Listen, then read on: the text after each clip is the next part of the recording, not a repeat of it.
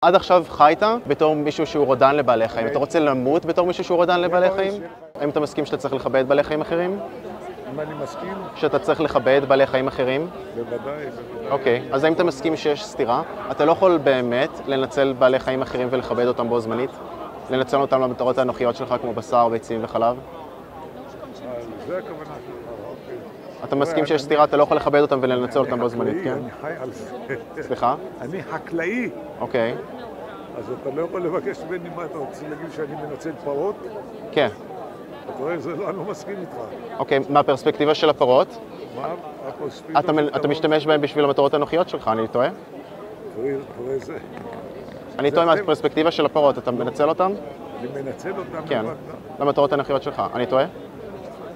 אתה לא טועה, אבל... אוקיי, סבבה. אז אתה מסכים שאתה לא יכול לנצל אותם ולכבד אותם בו זמנית? אני מכבד אותם מאוד. אתה לא יכול לכבד אותם אם אתה מנצל אותם, אתה לא מסכים? אני לא מנצל אותם.